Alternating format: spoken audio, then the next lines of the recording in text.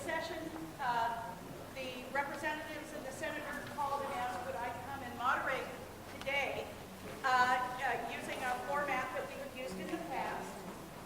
We're basically taking written questions, so we will get these guys to respond in a short period of time, more questions.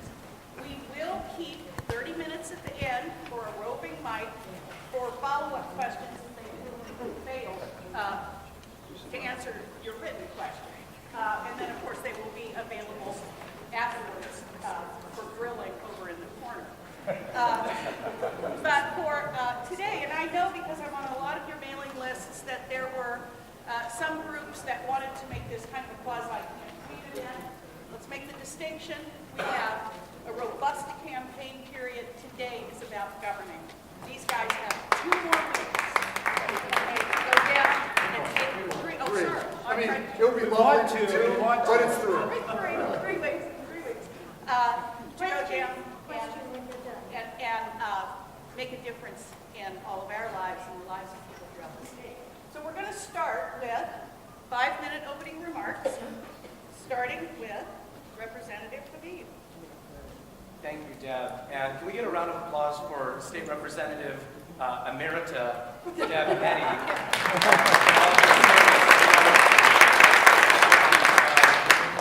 It's been, she's one of the people that I turn to, and she can tell you this sometimes for probably longer than she'd like, to call for advice on how things worked out in Olympia. And she's just been very, very generous with her time and with her advice. I also want to acknowledge here in the room my 5th grade teacher, Paula Frazier, who is here, and whose daughter works with us in the legislature. She put To Kill a Mockingbird in my hand at a very important time, and the result is standing before you. So if you don't like it, you can take it up with her. Okay, I'm not going to take all the credit for what's happened in the last year in this wonderful district of ours. Microsoft has a new CEO, acquired much of the Nokia mobile business. GoDaddy's come to town. eBay's doubled its size. Google is doubling its size in Kirkland. And Pete Carroll and Russell Wilson, our neighbors in the 48th, took the 48th district to the 48th Super Bowl victory. So I'm not going to take credit for all that. I'll share some of that with Ross and Rodney. But I want to tell you what we've been doing more recently down in Olympia. The House of Representatives has been hard at work. We passed over 350 bills, and I'll say all but about 10 of them with hugely bipartisan votes, most of them actually with near unanimous votes. So these are issues, not only the big topics we're going to talk about today, but just so you know, we're solving problems in the House that affect all different folks in our economy: architects, engineers, our medical professions, agriculture, transportation, technology, so many different areas, and there are too many to go into today, but get in touch with me if you want to talk about them. But there's 370 bills we did. We hope that the Senate will take up consideration of it. Is that halfway? Okay, so sorry, we have a beeping system to tell me when I got to shut up. So I've been focusing, 6 of those bills that we passed out of the House are mine. One of them is a great economic development bill to allow investments, crowdfunding investments for small businesses. It's complex, but just so you know, access to capital is hugely important for our entrepreneurs. That bill passed unanimously. Another one of different flavor is giving ID cards to exiting prisoners to help them with re-entry into society so they can get employment and housing. That also passed unanimously. So we've got a lot of great ideas. Our big focus, of course, is the same things we talked to you about a year ago. Number 1, education, making sure we continue, as the Supreme Court holds us accountable appropriately, to fund basic education. We got to start that with a robust early education, which Ross has been working diligently on to make sure kids are ready to learn in kindergarten, and then an outstanding K-12 system, and then higher ed. And I'll tell you, one of my main focuses is when I voted against my caucus in suspending the cost of living adjustments for teachers last year, I thought that was the wrong thing to do. That has been suspended for 5 or 6 years now. So we need to make sure the most important asset in our education system, of course, is our educators. And as we ask more of them with higher standards, which is appropriate, we need to make sure that we're paying them a competitive, comparable wage to keep people in this profession. So that's education. We're going to continue to do that. Transportation. I'm proud to have voted with my House colleagues to pass a transportation revenue package last year that moves us towards completing 520, that gets $700 million into 405.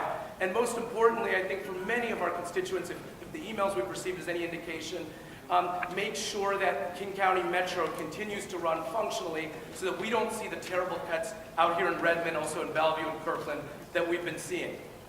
Transportation, hugely important. Finally, so we hope the Senate will bring a bill of its own to the floor, pass a package so we can sit down and negotiate. That's incredibly important. Finally, there's been a series of other policies, many of them with bipartisan support, but not always, that we passed in the House that I think are important. You know, the Reproductive Parity Act, I voted for last year, I voted for again this year. Just make sure that reproductive rights, which have been established in this country for over 40 years now, aren't just limited to the wealthy. Okay, so that poor people don't have to make a choice. So we hope the Senate takes that one up. We did a bill that actually passed unanimously, believe it or not, had NRA support, that said, you know what, if you have a protection order against you for domestic violence, that's probably not a good idea. It's probably not a good time for you to get an assault weapon. We're not going to let you do that. Well, we even got all 98 members of the House to vote for that. The NRA supports it. We passed it last year, and it unfortunately did not come to a vote in the Senate. We hope it does. And now I want to say one thing that I think we can all be proud of, is that the Senate finally did pass what we passed last year, the year before, and again this year on the first day of session, which is the Washington State DREAM Act. This allows all Washingtonians of all backgrounds to get a higher education. So I'm going to stop there and let my seatmates talk. Thank you for coming out here.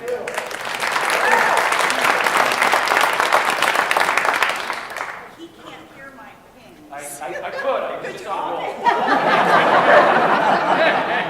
It's Ross and I that can't hear you. All right. So, these Somebody numbers that's are too saying small. instead of doing this bullshit for the last 25 years. It's out. Now it's your turn to talk. They're too small for me to see them without my reading glasses. They're only an inch and a half high. So I don't even know if I can actually compete with all of that he compressed into 5 minutes. So I'm going to not try. The House has in fact passed hundreds of pieces of legislation, some of which are actually really important. And it's not clear to me, quite frankly, that the revised Code of Washington needs to be completely revised every year.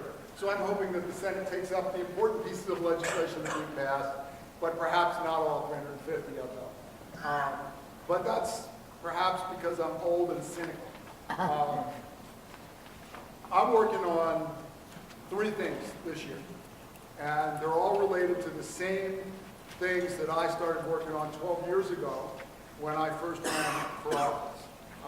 I'm working on fixing our education funding system.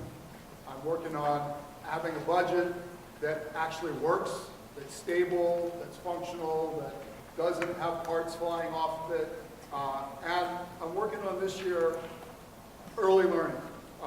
Because over the last decade, I've spent a lot of time doing pretty significant research into how we actually improve outcomes in K-12, particularly for low-income, at-risk kids. And it's, the bill I've produced is more expensive than I would like it to be, and I am struggling to try and bring the fiscal note of it down. But improves the quality of our system. Doesn't expand the eligibility, but improves the quality of what we're doing today for low-income kids. And it passed out of the House with 63 votes, which I thought was really astounding for a bill that spent well over $100 million, that we haven't quite figured out where to find yet. But it pushes the system. It improves the quality of our working connection system, which is what we used for people who were on what used to be called welfare before Bill Clinton and Newt Gingrich renamed it, and improves the duration of a program that we have called ECAP. We're trying to bring our programs together into one high-quality system so that we can get the kind of returns we've seen in large systems like Boston system or New Jersey system. This will not be a one-year project. Our budget this year is uninteresting. For the first time in 6 or 7 years, We are no longer in the depths of a terrifying recession, which is flat is the new up. And our revenue forecast this year is flat. The only change that we will see is that we are now forecasting that we will get some revenue from marijuana sales. We're forecasting $51 million with a whole bunch of decimal points after that, which is an exercise in random precision. We have no idea. We're just starting out. We've got a model. We're looking at Colorado. We're forecasting that there's going to be some revenue. We're not forecasting it for this budget period. We're forecasting it for the next. We'll see. If the banks don't work, we'll have less money, but we'll sell more of those assault weapons because it'll be like Al Capone if you have to run that big a business all cash. We actually have a budget item we're thinking about to harden 4 of our revenue offices so that they can take cash deposits.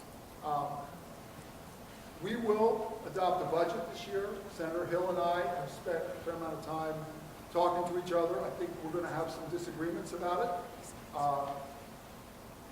Yes, I'm in the 30-second phase. Yes, the minute phase.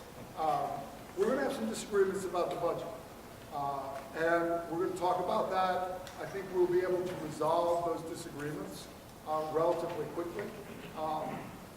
Because I think if Senator Hill and I asked our relative caucuses to stay here for more than one day past the deadline, we would be stoned. And not the marijuana publicly out of the flag circle. So we will get done this year on time. We have work to do on school fund. House proposed a budget last year that was about $300 or $400 million higher for education than what we finally adopted.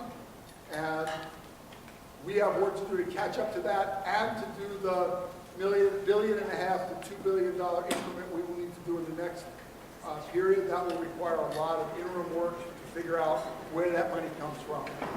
But I think the court is really serious, and hopefully we can convince the Senate this year that the Constitution actually applies to all of us, including them. So we have a lot of work to do. Thank you very much. You're doing the same bullshit for 25 years. So I won't be touching the phone. I'll get another 5 minutes. Oh, that would be bad. Senator Tom. Well, thanks for coming out in the Senate, which is a more deliberative body. We've only passed 188 bills, but one thing in the Senate, we actually do voice votes there. So when we do a roll call, every name is called. You have to actually be inside the curtains, so it slows the process down quite a bit. In the House, you can kind of give a list to your seatmate as far as where you are on a certain number of bills. And if you're in the chamber, great. As long as you're in the building, your vote counts. That doesn't quite work in the Senate. But, in the Senate, we're continuing to focus on the issues that we started with last year, and that's jobs, a great education system, and a sustainable budget. There's still a lot of work to do on all of those fronts. If you look across this country, I think there's 4 million people on extended unemployment. To go along with that, there's 4 million unfilled jobs. Clearly, there's a skills gap there. On the education front, there's a lot of work to be done, as Ross said, both from the budget standpoint and the reforms, and we'll continue to work in that manner. On the budget, in the Senate, we will be coming out with a budget on Monday. Our caucuses will be briefed. The budget will then be made public after the caucuses. Both caucuses are briefed at noon, so the budget should be available sometime in the afternoon. We will then have a public hearing in the Senate Ways and Means on Tuesday, and then I expect that to be voted out of the Senate sometime this week. So that's kind of where we are budget-wise. A lot has been going on in the Senate. As Cyrus had said, we did pass what we call the Real Hope Act or DREAM Act. There's a lot of work going on there. I think it was an important element. I've been for it, all my years in the legislature. I just think if you're going to make these investments in these kids that we have put through our K through 12 system, you know, when you're talking to employers out there and what they're looking for, they want the best employees out there. So I don't know from a societal standpoint why we wouldn't take those kids who are academically qualified and allow them to go onto our higher education system. I think one of the founding principles in this country is kids should not be punished for the acts of their parents, and I think that the DREAM Act, the Real Hope Act, is 100% behind that. So there's a lot of work to do. I did a telephone town hall, which I've not really been a huge fan of. I did one a couple weeks ago. I do appreciate those who were on that call. I guess the reason why I haven't done them in the past, I've been a little leery, is I think too often those get substituted for what we're doing here today. I think it's really important for your representatives to get out in front and actually answer questions and talk with you and listen to you. I think too often on those telephone town halls, it becomes very staged. But I can tell you in that telephone town hall, it wasn't staged, and the perfect example of that is one of the questions was, what are you going to do about the invasion of Canada to Washington State? So clearly that was not a question, it was an interesting question, but it kind of goes to, you know, I really do believe, you know, one of the biggest problems we have in democracy in our elections today is things are too staged. And so we've got a lot of work to do in getting out, facing the public, answering your questions, listening to your concerns, and that's what I will continue to do, and that's what we will do from the Senate. So with that, I think we're ready for questions. You're doing some bullshit for 25 years. Please shut up. All right, and we're ahead of time, so I'm going to ask Cyrus. Education, okay. Do they fall into? All right, so there's a group. All right? Ross, will you kind of summarize that one, and I'll look at the next one. Get some glasses. Oh, I'm so sorry. Forgetting. You either can't raise your hand or you I didn't used to have to do this. All right. Unfunded mandates are a problem for educators. Let me just do all three of these. With a Yeah, 24-credit high school graduation requirement, will there be funding for 6 classes for high school students, and will there be funding for summer school to help students who fall behind? Why have you not moved to instate something, the voter-approved COLA? Would you rather get 40 million federal Title I dollars, do evaluation tweaks, and later adjust it even if test scores are questionable? Please discuss status. So those are the three of the 4 big education issues. It is 24 credits dealing with the new high school graduation requirement, the issue about teacher principal evaluation program, COLA, and I would say the other one is sort of overall funding issues. Why don't I start with, Why don't you keep this What? one mostly to funding? you want to do funding? Yeah. Okay, well, I think the policy Okay. issues are important. Okay, too. no, I don't. You want to do a I funding think question? we just go all 3. Okay. Well, I've got evaluation. Okay, And go. we get how long? 3 minutes. 3 minutes. All right. So 24 credit high school graduation requirement is a modernization of the system that has been worked on for, I swear, our entire time in the legislature. It is not, Olympia is not a place that does decisions like this quickly. It is what you need in order for kids to be able to take classes that enable them to apply to a college in Washington State. If you don't have this much time in school, you are not able to get into any college. Bellevue and Lake Washington and Issaquah already do this. With 6 in Bellevue and Lake Washington, Issaquah and Lake Washington. Bellevue has had 7 for our entire time. There are many districts in the state that have 5. Last year, we approved funding for 1,080 hours of instruction, which is enough time to provide 6 periods in middle and high school. We're getting some blowback from the districts because it requires them to renegotiate their contracts. We're willing to provide, I think, a little bit of flexibility around that for the next year or two until we get through the next round of flexibility. We are providing enough time in the budget for them to do that. I'm a big fan of the 24 credit requirement. In fact, I would like a much stronger one than what has finally come out of the state board.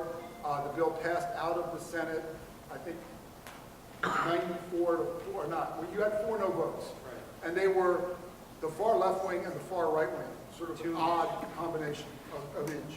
So I'm a big fan of that. I think that's a big issue for us to take up. The teacher principal evaluation program, we could lose $40 million a year in Title I money would go out of the school districts and move to being done at places like Kumon, which has sort of zero measured effectiveness over time. Not good for low-income kids. I've been in favor of allowing us to use test scores and teacher evaluations as long as it is not all of teacher evaluations or even not a large part of it, but I do think it's valuable information that ought to be included. I got misquoted in the paper last week. I said I didn't know why the Senate Democrats voted against the bill. I didn't know what was in it. And it said something much stronger than that, which was not what I said, and I will have a conversation with the reporter. We don't typically get misquoted by the regular Olympia press, or at least not more than once. Because they don't get so many quotes after that. I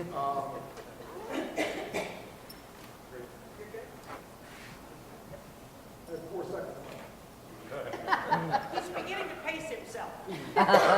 So, as Ross said, in the Senate, we did take up the 24 credit, 1,080 hours, making sure that there's flexibility there. It was one of those where you did, too often what you see in politics is kind of, everybody thinks Olympia is DC, and I think, what we're trying to do is really change that dynamic. And I think on a lot of these issues, you're starting to see a lot more broad support.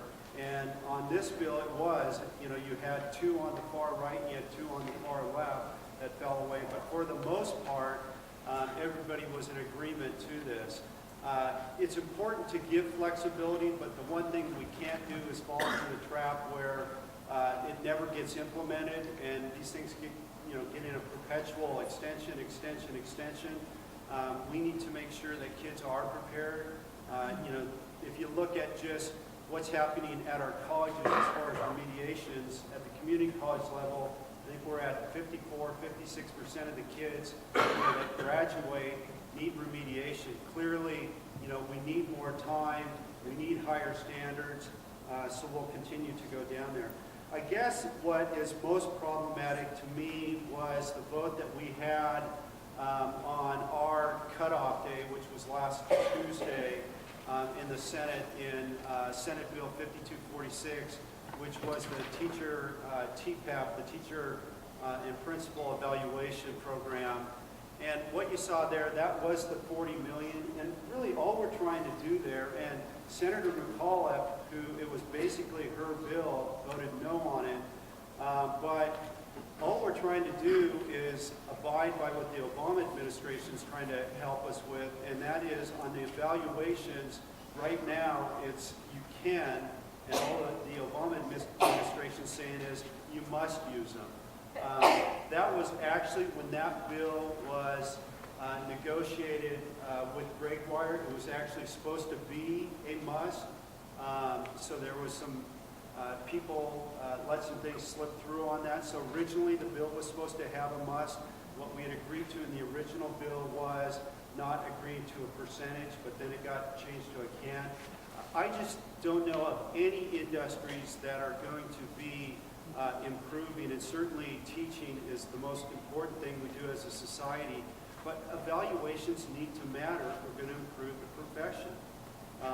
Evaluations need to matter if you're going to get great people moving into the profession. If you want your best and brightest in your universities, they're going to want something where valuations matter, where the best and brightest can actually, get paid more and do better. And if you are the best, there should be rewards for that.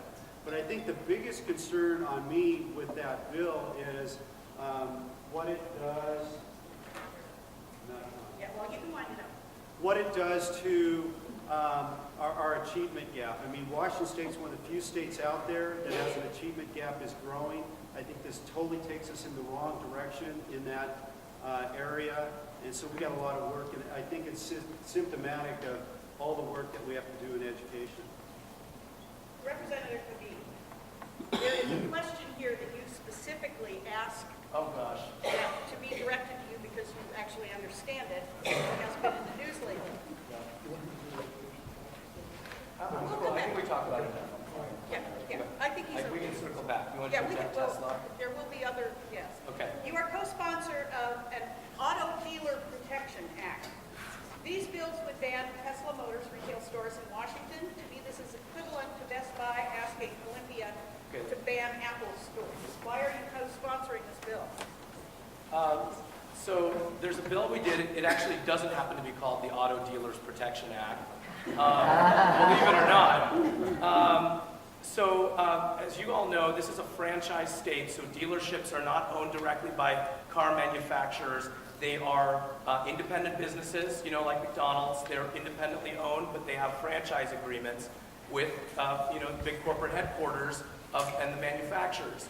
What's been happening over the past few years in our state is we have a relatively weak franchise law right now, meaning that Michigan and Ohio get to dictate, and the corporate headquarters there get to dictate a lot of the terms, and some of them are crazy. Like some of them are like, you have to use this particular brand of paint to repaint your dealership, and by the way, we happen to actually own the company, that produces that paint. So it's a lot of stuff that you'd consider antitrust violation at the federal level. It's anti-competitive, and it really puts our dealers, who are small businesses in our community, in a really tough spot where a lot of them are struggling. Those are, by the way, very low margin businesses. Dealerships are not a high margin business. Their revenue is high, but their costs are also high because they're also buying cars. And the B&O tax we have in this state hurts dealerships a lot because it's a tax on revenue, not on profit.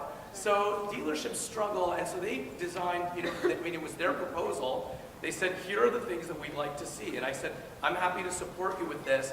We then began a number of negotiations.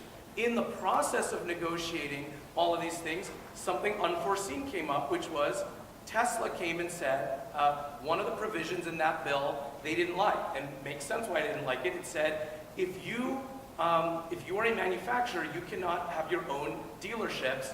The reason for that is that, think about it, if you have Honda selling through Honda of Bellevue here, which is a small business owned by Bellevue residents, and then all of a sudden Honda decides to come and compete with its own franchisee, they're going to give their franchisee their worst possible inventory.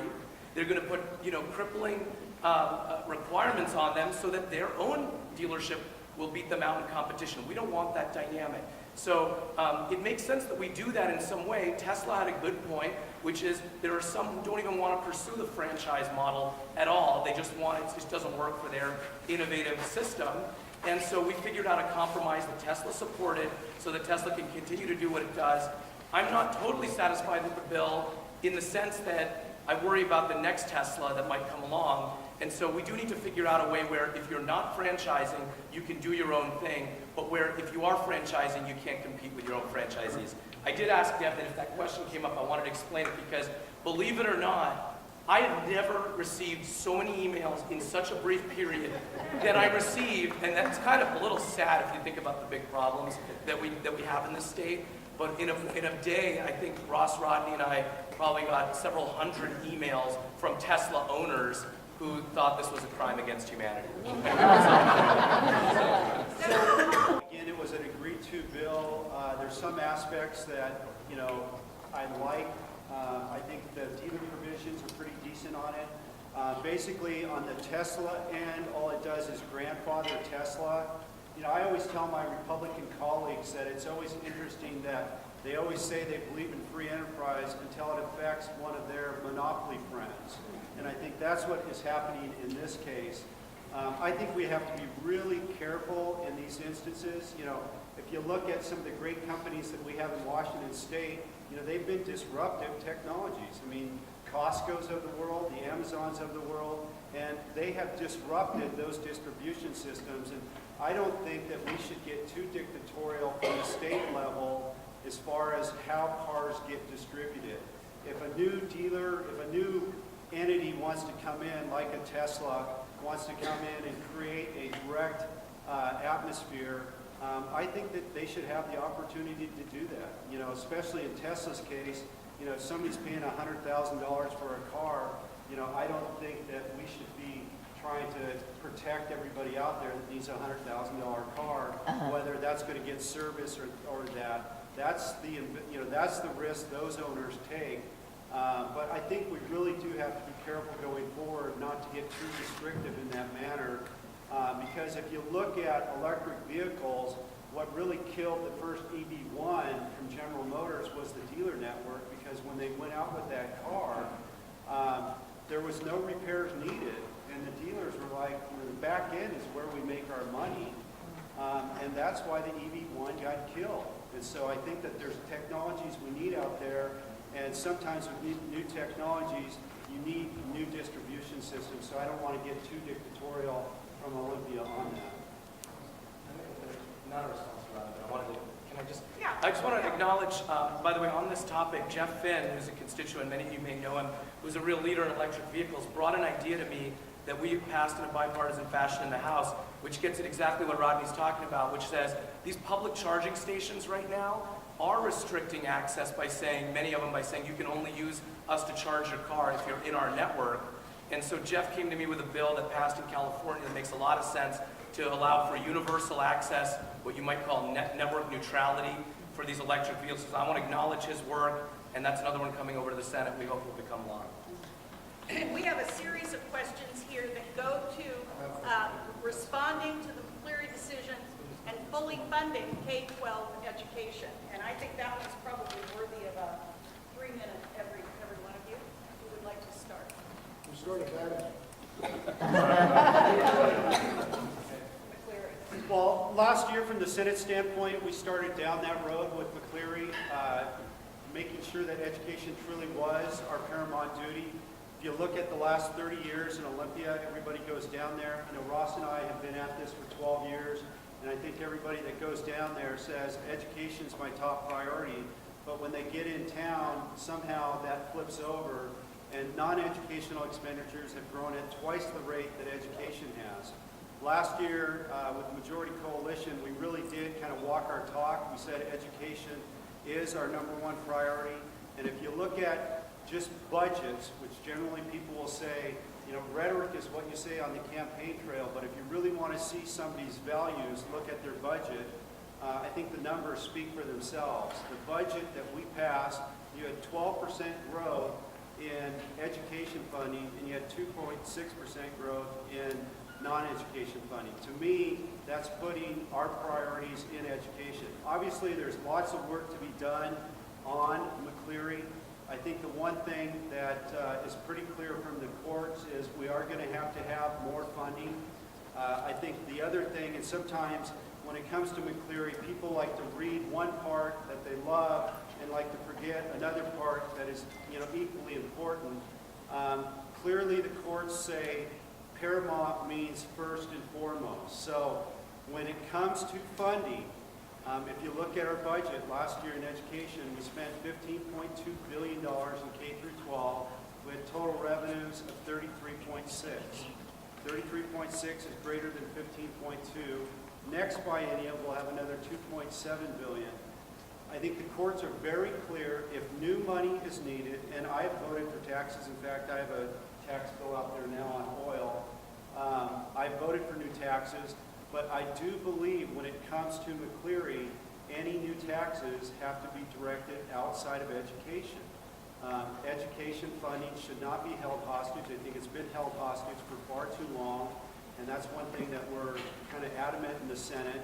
The other thing, going back to the TPAP, we're going to need reform. We're not going to get there simply by adding dollars to the system. And I guess I'm really concerned with people who are willing to say we need more money, and then they're willing to walk away from 40 million just because they don't want an evaluation system to count. I think that is a problem. So we've got a lot of work to do on that. And I have 8 seconds left, so I'll yield my time from there. I'll take it. You know, I think this is extraordinarily important. The reason why we were there for 6 months last year was because of this very question. Ross felt the pain because some of us got to come home when the legislature was figuring that out. Ross didn't, and I imagine Rodney mostly didn't either. So they were working on that. But I'll tell you, we took a very, very important step in this direction on Monday with a bill that doesn't, on its face, have anything to do with education. But I'll tell you why it's important. We passed in the state house a bill that says, okay, we have 700 or so, how many? 700 tax preferences, loopholes, special rates, credits, all these various things that have just accumulated and have supported a number of our economies, especially the lobbying economy sector has been benefited. We have built these things up since the 1930s, and some of them are really, really good. But some of them aren't working anymore and aren't even relevant to our economy anymore. We passed a bill that said all of that information needs to be public. It doesn't, this is your taxpayer money. This is money that this is otherwise would be going to education that's not going to education because we're giving someone different treatment than we're giving each of you in this room. The fact that you guys don't get those credits, but someone else does, you want to know who those people are. It's a good tenet of public policy and transparency, open government. And by the way, I think when people see what some of these things are, I think they're going to say, you know what, I actually think it's more important that we abide by our statewide initiatives to reduce class size, okay, than we give these preferential credits to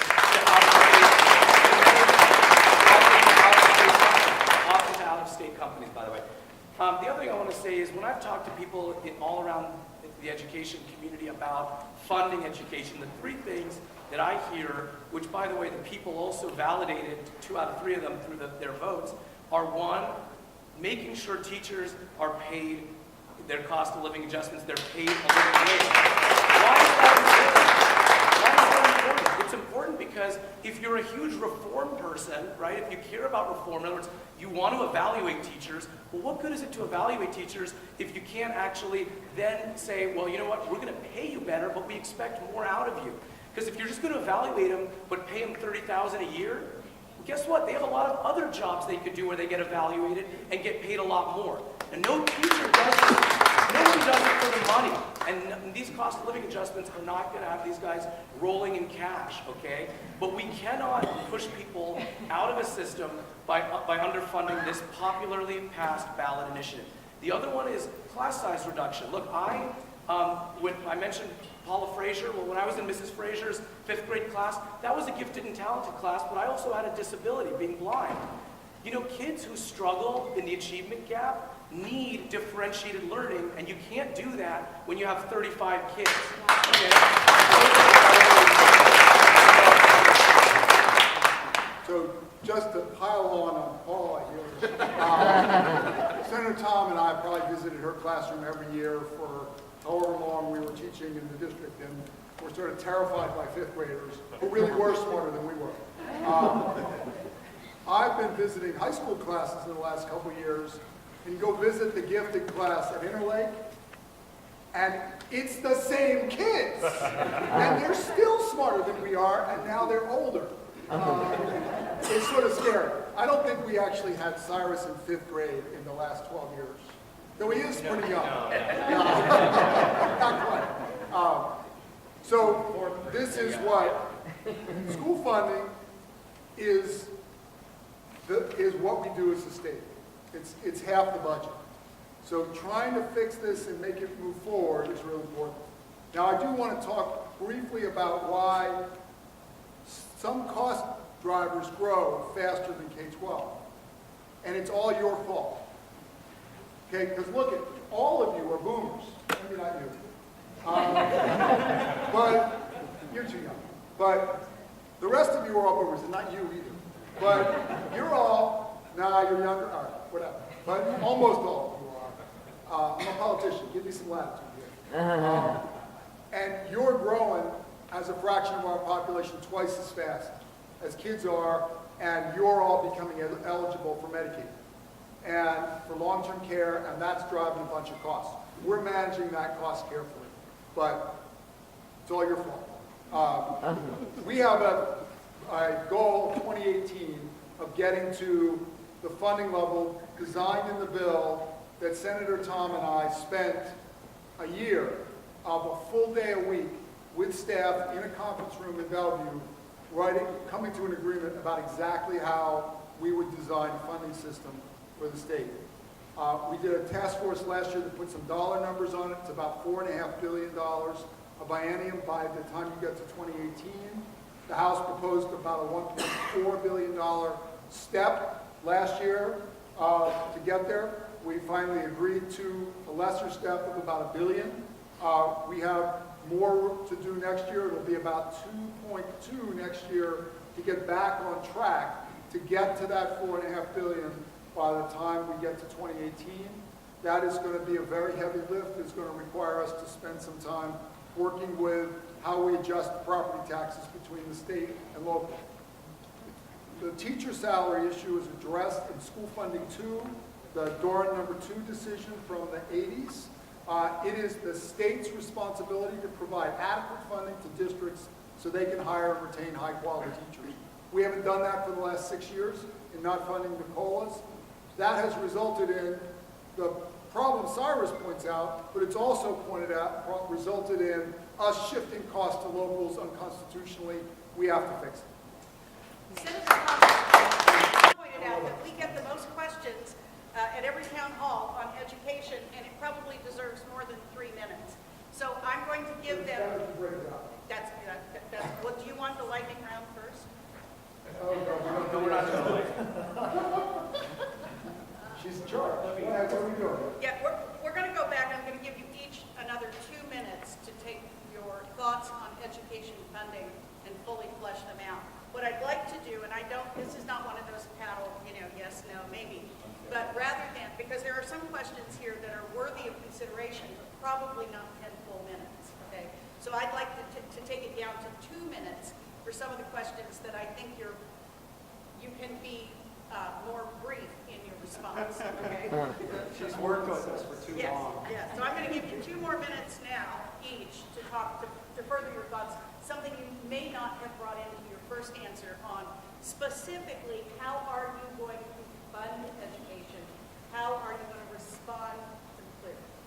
I think the one thing, though, that we have to be very cognizant of when it comes to McCleary is we can get too locked into the document that the Supreme Court wants us from guidance, and we have to be very careful if we want that to be our sole goal, just to do what that document says, or do we really, is our goal to do that goal, or is our goal to have a great education system?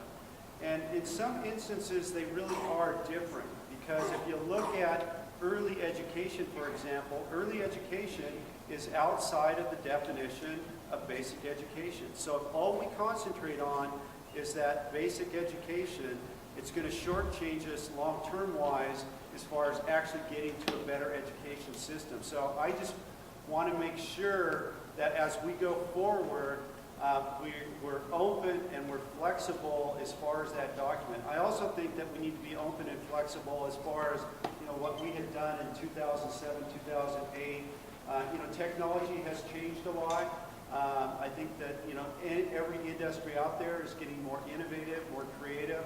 I think a great example of that is if you look at Boeing. In 2000, they were creating 17 planes down in Renton.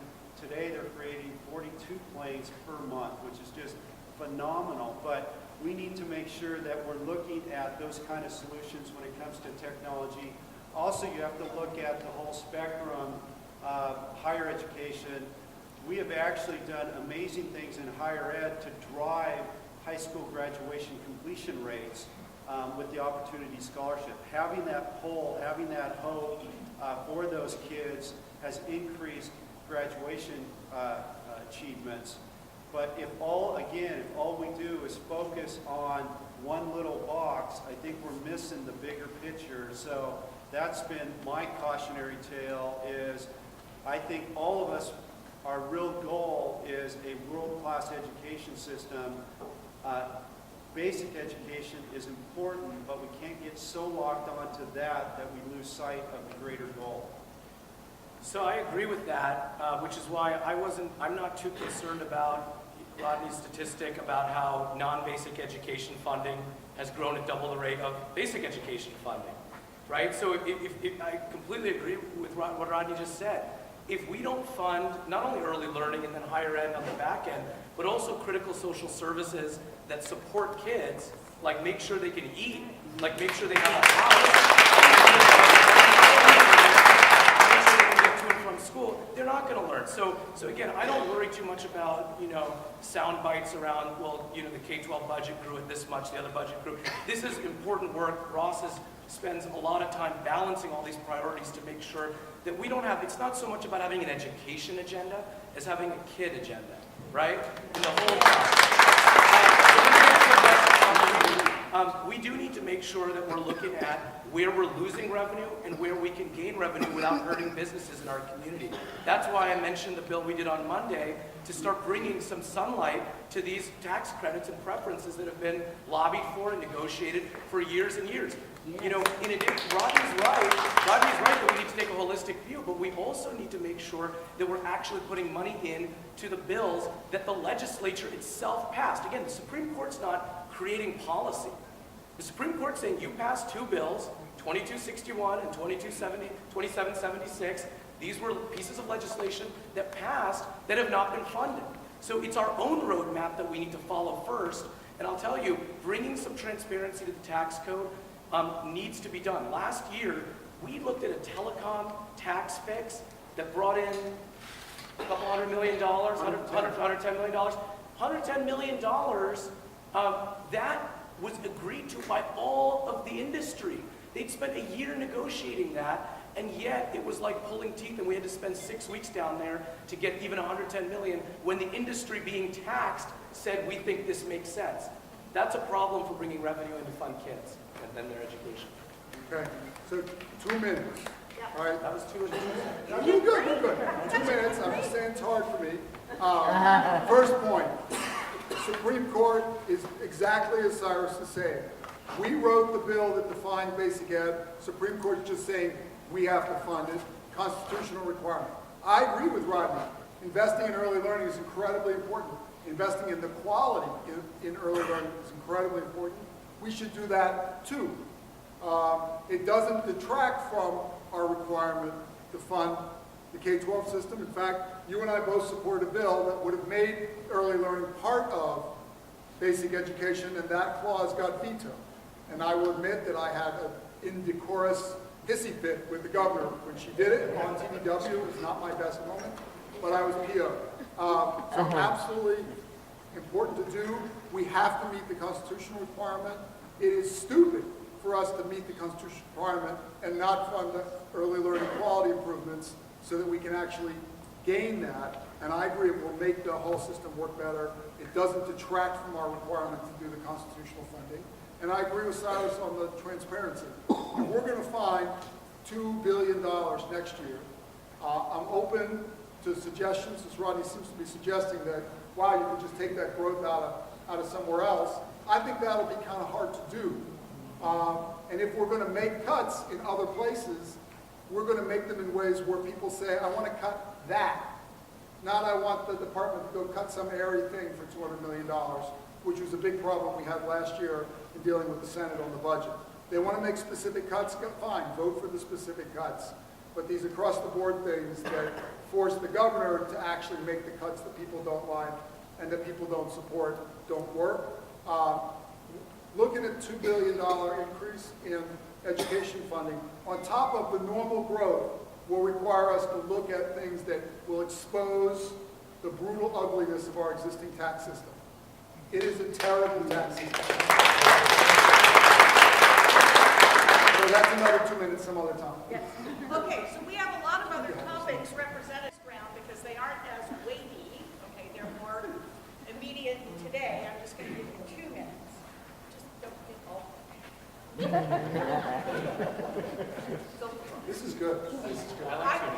Okay, I want to know your position and your reasoning for your position on the bill that would revoke the $40 million tax credit for big oil.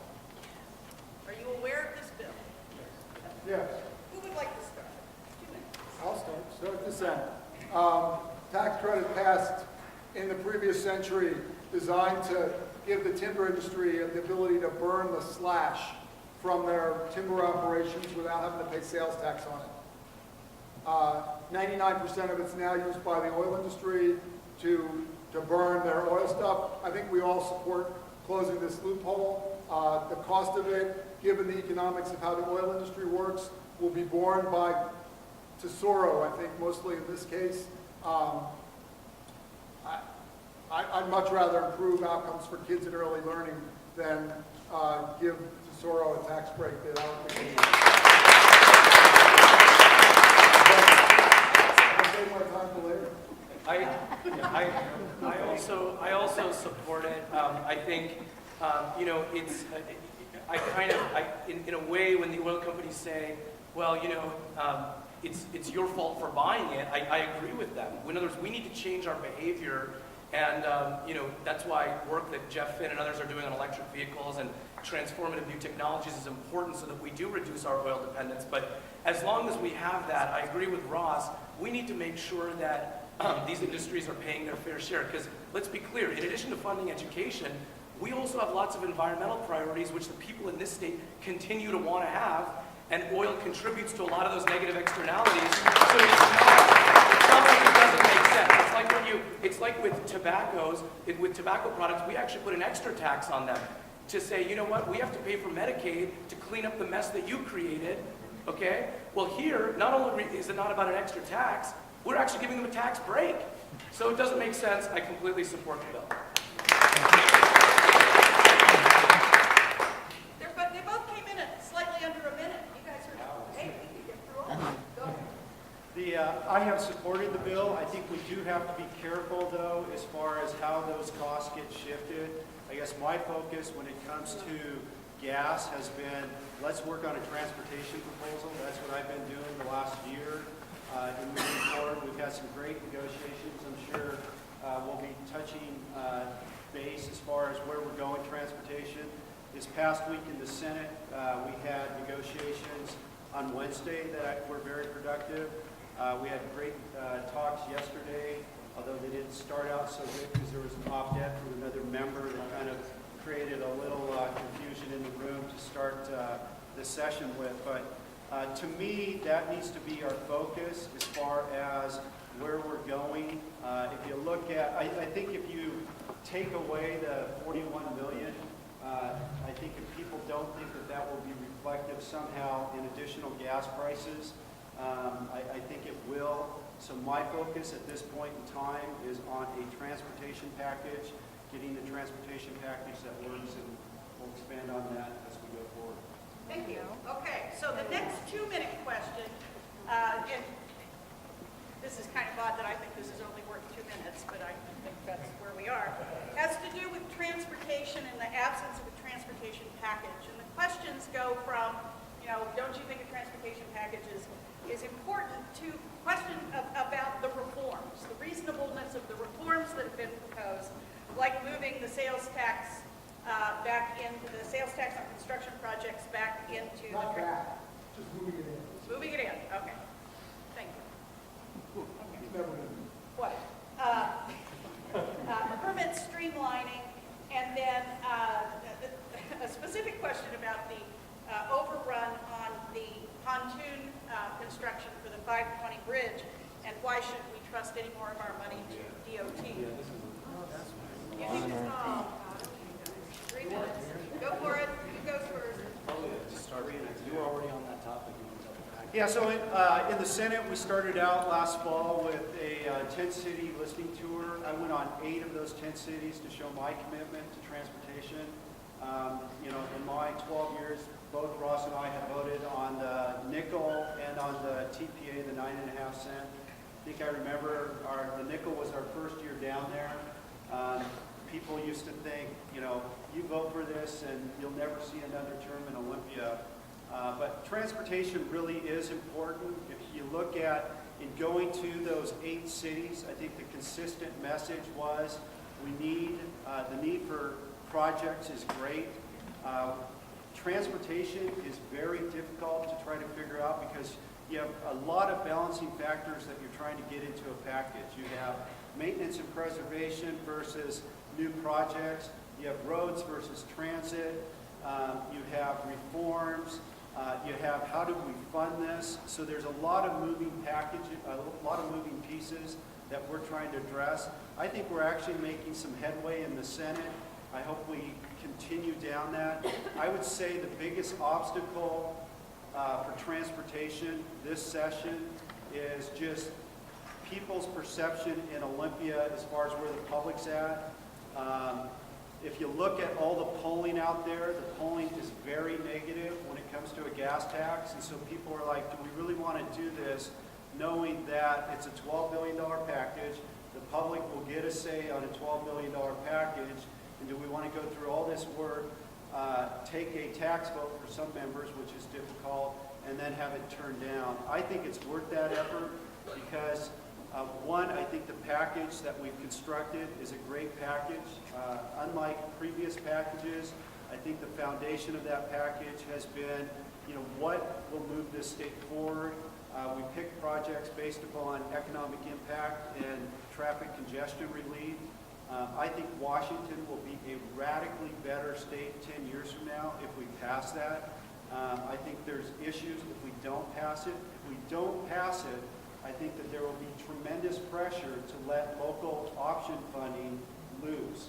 I think as soon as you let local option funding loose, you no longer have a consortium that you can get to 50% in the public's mind, and then you will never, in my estimation, have the ability to get to a roads package. I think that's problematic, knowing that the packages out there really are important. I think from the Senate's angle, what we've done is we focused on completing projects. The 520 bridge, we have $1.3 billion in there, which is over $1 billion more than what was in the House package. We do the north-south freeway in Spokane, which has been sitting there for 40, 50 years. We complete the 167 into the Port of Tacoma. Just those 3 packages alone will radically alter where we go economically as a state. Okay, I'm going to talk mainly about the policy, and then I'll briefly touch on the politics of getting this thing passed. I think we all up here agree the importance of doing a package. The way this, the package that we passed in the House was the product of a lot of collaborative work. So I'll just tell you, for those who think Democrats are all only interested in transit, our package was 90% roads, maintenance and operations, and road and freeway and bridge construction, 10% transit, 90 to 10. That's the version that we passed out of the House. We've signaled willingness to even go beyond what we did there and take the Columbia River crossing, which is the bridge from Vancouver to Portland, out of the ultimate deal, which I think is a terrible idea. But the Senate doesn't want to have it in there for various reasons. That bridge is over 100 years old. It was meant for horse and buggies. It's falling down. It's not dangerous. We saw last year what happens when bridges fall down. Thank God the casualties weren't worse. We need to do that. It's also important for our Port of Seattle and our businesses that product get to market down in California, and they can't when there's a bottleneck there. But again, in addition to passing our own package, which would be a very modest transit investment, we were also willing to compromise even on that issue. The problem is that we're not able to get, and as Ross can tell you from the operating budget, and Rodney, because he's done an operating budget too, the way you do this is the House does a version, the Senate does a version, they're typically not similar, or they're, not totally similar, and then you sit down and negotiate. Well, the problem is the Senate hasn't passed a version yet, and they've done a press release. They haven't passed one even out of committee. And I'll tell you why that's a problem. It's not just a talking point. On Tuesday, as Rodney mentioned, we saw what happened when a bill comes to the floor in the Senate and it just doesn't have the votes and it fails. So it's no use us negotiating with the Senate when they've not demonstrated they have the critical 25 votes to get a bill out of the Senate, then the party elders and the heads of the caucuses can sit down and work it out. Finally, their big ticket reform item, one of the big ticket reform items, is the sales tax on construction. Now, we may disagree, on the policy, I'm open to that reform. In other words, saying this construction, 1/10 of the gas tax shouldn't be diverted into education. But I would say in exchange for that, we shouldn't spend education dollars on school buses, because that's transportation. So if we care about being consistent, intellectually consistent, the hobgoblin of whatever it is, let's make sure we're consistent across the board. If we really care about putting ed money into ed, transportation money into transportation, there's other ways we can do that that holds our K-12 budget, which we all care about, holds it harmless. But I ask the Senate to please pass any version of a transportation package so we can sit down together and work this thing out. And don't wait. The other thing is, the Senate said, we want to wait until after the election and we want to do it in December. What signal does that send to the voters? What signal does that send? We want to do it after we're not accountable anymore? No, let's do it now. The voters will support us, and I'm sure Tim Hyman will have something to say about it, and so will the voters. So after we passed the last transportation funding package, Tim Hyman ran Initiative 912, a referendum, some 912. I have one of those signs in my garage because we beat it. So we put a substantial investment in roads in that package, and this district voted against Hyman on that one, 2-1, which sort of made all of my party elders who were whining at me about taking a vote for transportation spending, and made them stop whining at me about it, which was good. So our district supports this. I'm not on the transportation committee, so I don't actually spend a lot of time on the details of it. However, the tax issues, Washington is a state built completely on the excise taxes. We get 60% of our revenue from sales tax and B&O. Those are excise taxes. If you want to shift a bunch of excise, we have a very broad base as a result of that. We tax a lot of things with the sales tax, more than many other states, and we have a relatively high rate, because that's where all the tax revenue comes from. Doesn't mean we're a high tax state. We're actually a low tax state. We're, I think, about 35th in the country for capital taxes right now, and on a path to increasing that number, like so 35, 45. You can't get higher than 50. So if you want to take money out of the operating budget and put it in the transportation budget, which the package they announced moves, I think, about $800 and some million into the transportation package, and you still want to comply with the McCleary thing, you got to replace the revenue. Now, I don't care what color money goes into the transportation package. People want to say they're going to raise the gas tax and all that money will go to roads, fine. But you can't take money out of our obligation to fund basic education in order to fund road construction. I'm not doing that. It's not why I went down there. Two, you probably needs up my 3 minutes. Two, if we're going to do this, let's make sure we actually fund 520 on time. The House bill that we passed didn't do it, and I had a lot of angst about that. We spent a lot of time meeting with our chambers and our mayors and our business representatives here in the 48th before we decided to take that vote last year to signal our willingness to build a package. We did not think it was the final package, and I still don't. I won't vote for now a transportation bill that doesn't completely fund 520 on schedule. I do not want to have to re-permit the project, which will take years dealing with federal environmental permits and is an unbelievable waste of hundreds of millions of dollars. So we got to do 520. And if we're going to do 10 years of growth in road construction, I'd like us to think about 10 years of growth in giving local districts the option to tax themselves to do transit. If you look at Bellevue today, it is very different than it was 10 years ago, and 10 years from now, it will have significantly more employees in the downtown core, and the roads will not be any wider. And, we still need to have roads wide enough that all the people can drive to Bellevue Square so that we have the sales tax to pay for stuff. But if people want to go to work, we need to have significant transit increases in the sort of downtown core. We will make the east side function if we start having north-south transit connections. The packages, all of the ones that we're looking at today, allow us to go back to where we are today. They don't give us any headroom in the future. They don't talk about sort of phase 3 on Sound Transit or whatever it is that we need to do to move forward for the next 10 years. And I think we ought to be giving more authority to the Central Puget Sound to do that. If their voters want to support it, we ought to let them do that. You know, and I think we also ought to have the roads package together. That's our voters. Yeah. That's our vote. That's our voters. Yeah, I don't think the guys in Yakima, which is where the Senate Transportation Chair, ought to have squat to say about what we do on transit here in Newtown. Categories that the questions are quite specific, but I can put them in a category. And I don't want to lose them just because they're not, you know, one of the top topics. We need just a little more on transport. It's worth enough minutes. One. But the key to transportation, and if you look at like the gas tax, it's kind of one of those, you know, you can't have your cake and eat it too, and all of that good stuff. If you want those additional dollars, you know, in the Senate, the proposal we originally had was $840 million.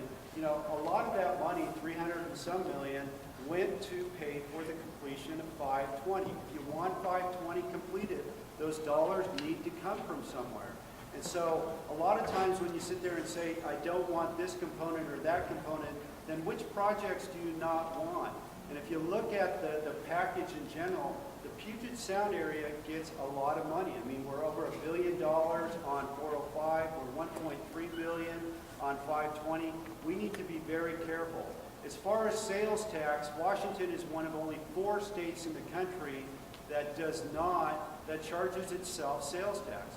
And it's not a revolutionary idea not to do it even in Washington state, because if you look at here in Washington state, we don't charge our local sales tax on their transportation projects, so why would the state want to charge it? Sales tax. Okay. Cyrus and Ross, do you want to wind up? I'll answer the question, because that's how we fund schools in Washington. So if you want to not do that, you want to change the color of the money around, fine. But you can't do that and have your cake. And the cake that we actually care about is educating kids. So I'm happy to do both. I'm happy to raise another 3 cents a gas tax, which is what we need to pay for the 520 bridge. And I think our voters would support that. Gas taxes move up and down by 30, 40 cents every other week. So I think that's a discussion we can have about that. We can have negotiations about that. But that's one of the places, if all you want to do is take money from one place and move it to another, you're not actually increasing the amount of funding available for transportation. You're just taking it from the operating budget, and I don't support doing that.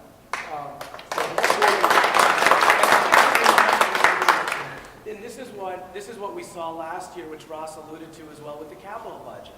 You know, you talk about doing it and, you know, putting money into education on the operating budget side. Well, guess what? When we need to reduce class sizes, where are those classes going to meet? Where are those classes going to, when we've rated the capital budget that builds the actual schools where the kids actually go to school? So that's one of the major gimmicks that was done. These are balanced transfers, and they allow us to leave and go home, okay? But they just kick the can down the road, and that's exactly what doing a balanced transfer like this would do. Rodney's right. We are one of 4 states that does that. We're only one of 4 states that doesn't have an income tax. We're also one of 5 states that doesn't have a capital gains tax. We're also one of 3 states that doesn't have a corporate income tax and has a B&O tax, the externalities for which we have to offset with tax credits. So there's lots of ways in which we are weird, and I agree with Ross, stupid about our tax policy. And so before we take that money away from kids, I think we need to take a hard look at that. And again, I'm open to doing that, but then put school buses in the transportation budget and really make sure that you're consistent across the board. All right, so questions that went to one or another, either public health or social services particular program. And so I'm going to mention the ones that kept coming up and then give you guys 2 minutes to simply talk about the funding and follow through for social services and health plans. In particular, the Early Start Act. Are you aware of this? This one? Okay. Oh, then you're aware of it. The need to provide hunger assistance, food support for kids, because hungry kids can't learn.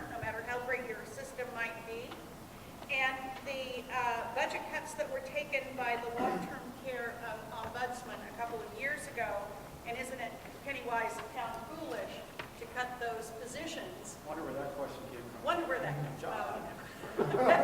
Anyway, so those are the types of questions that we got. So just dealing with the social safety net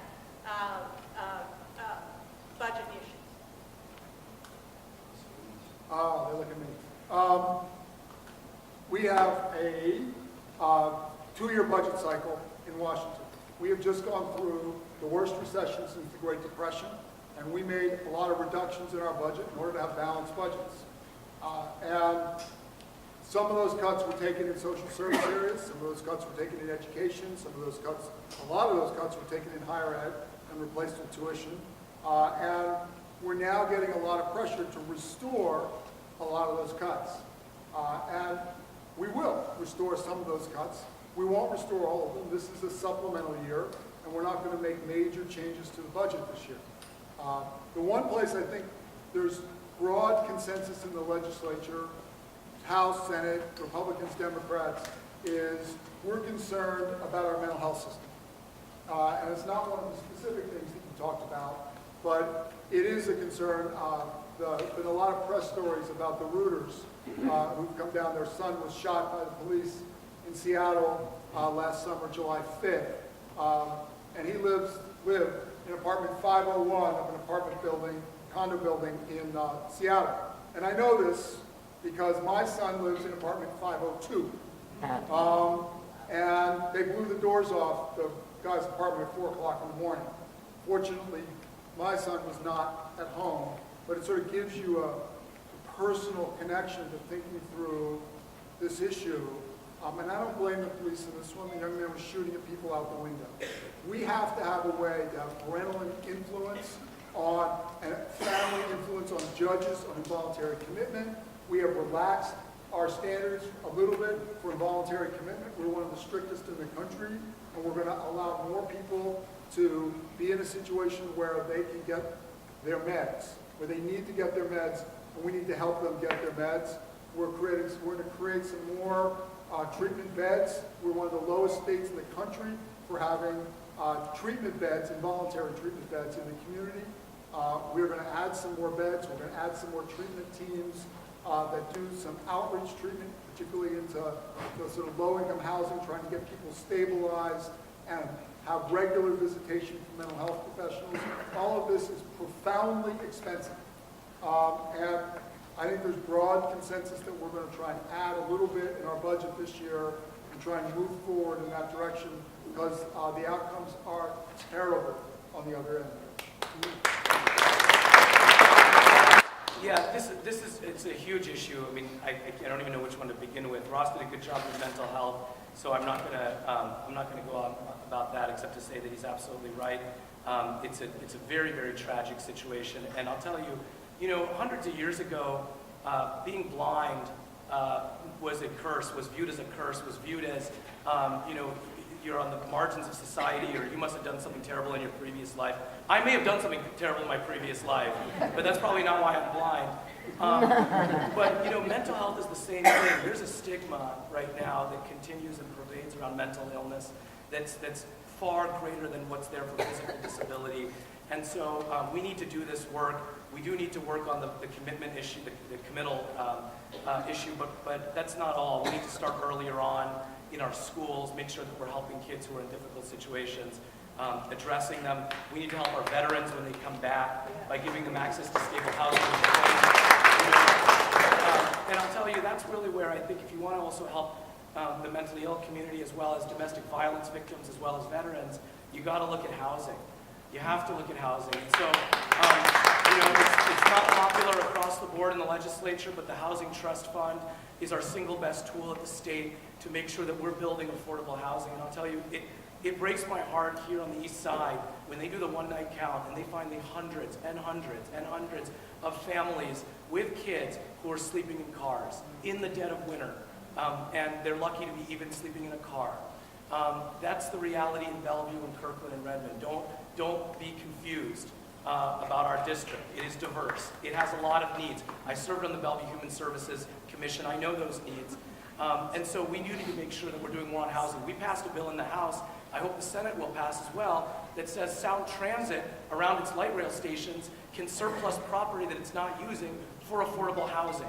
That's the way Sound Transit should operate. That's your sales tax money. That money should go to making sure that people can live around in transit-oriented developments that are affordable. And that's going to help in the Bell Red corridor right here on the east side. Finally, making sure that we have food. Do I have time? Ding, ding. Okay, sorry. Finally, I'll just tell you, we've talked about this already. Kids can't learn if, I'll give you my own example. I learned how to use a cane from the Department of Services for the Blind. I learned how to read from the Talking Book and Braille Library. These services that don't have, wealthy lobbyists are important for education, our quality of life throughout the state.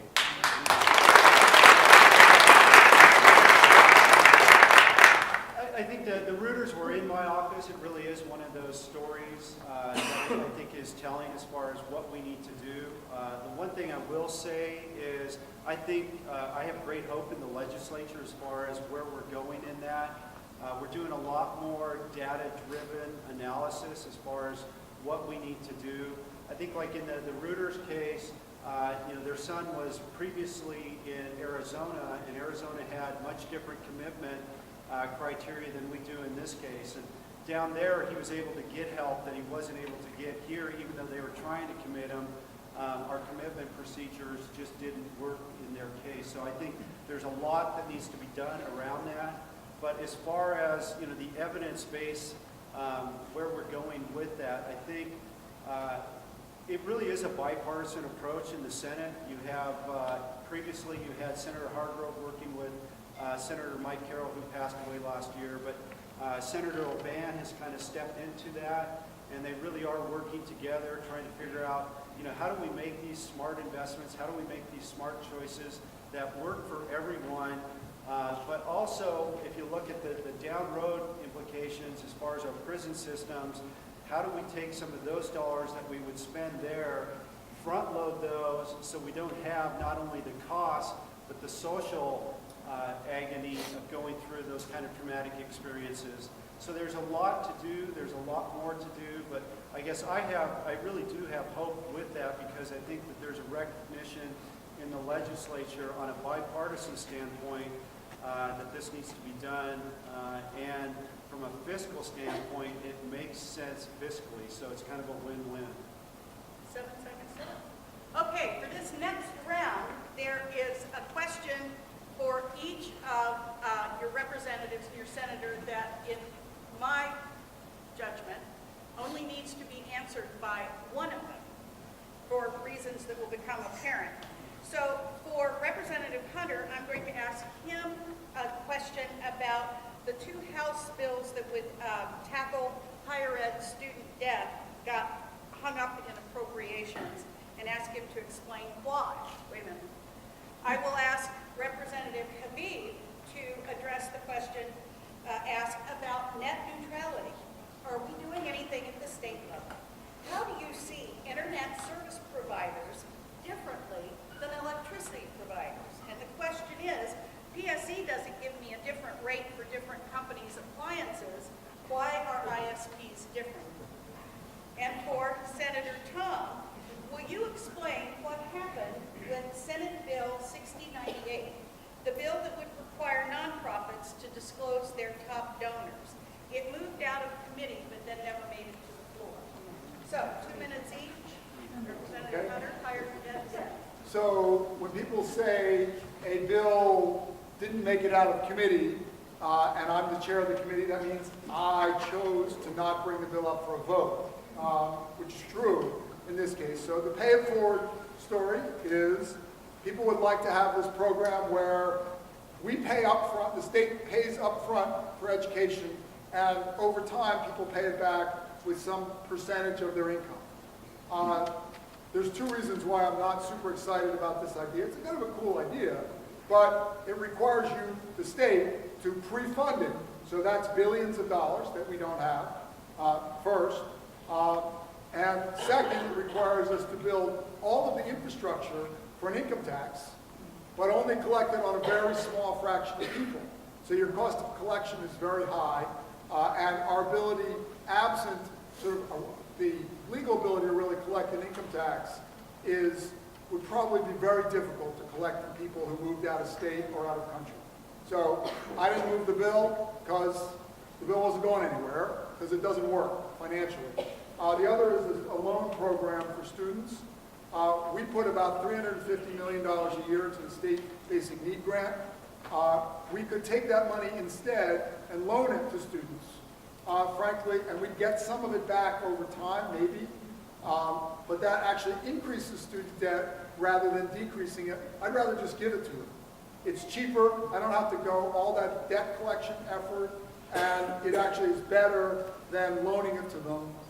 For us, we should just give it to them and lower the debt that they take on.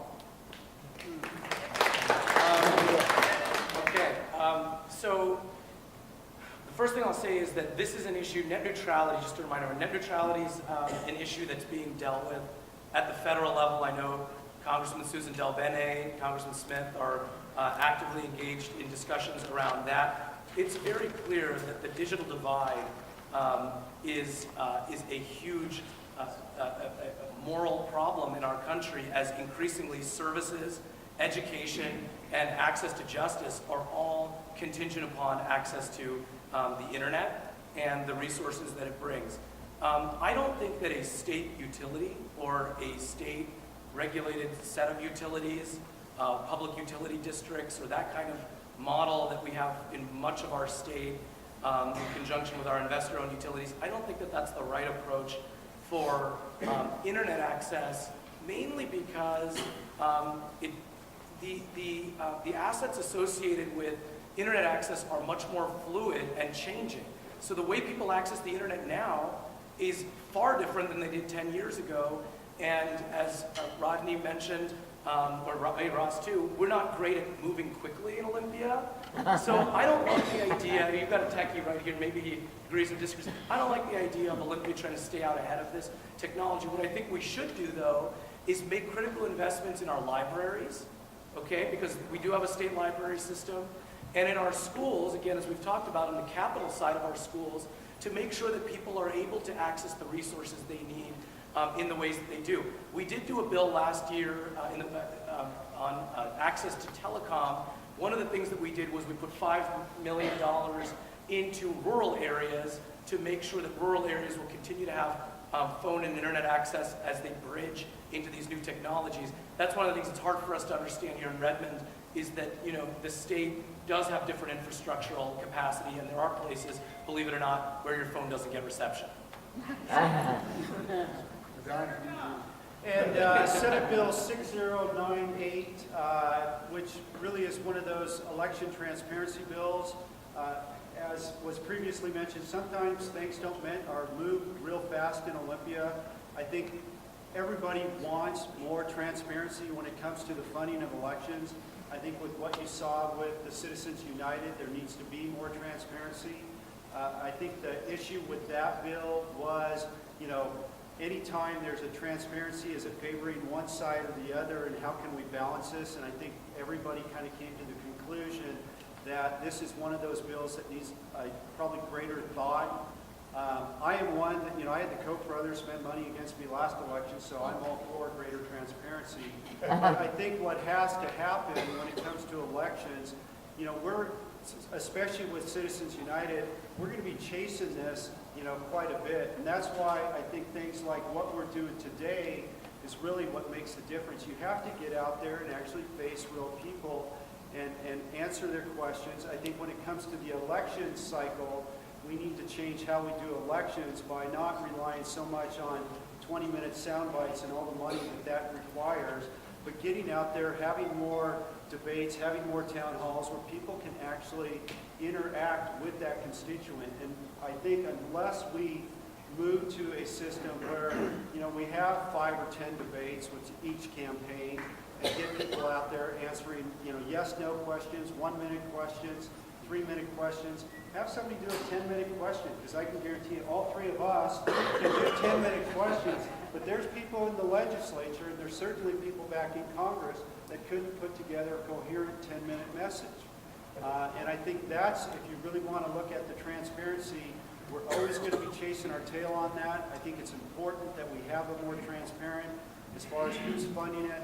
But if you really want to get to the root cause, we need more openness when it comes to debates and stuff. All right, thank you, gentlemen. I promised that you would have 30 minutes at the end for questions from the audience. I get to hold the microphone, okay? But what I'm particularly interested in are two types of questions. One is something that's going to go to Kumon instead of the disadvantaged students. What's the legislature doing to prevent that from happening regarding, you know, the student scores being used, must be used for teacher assessment?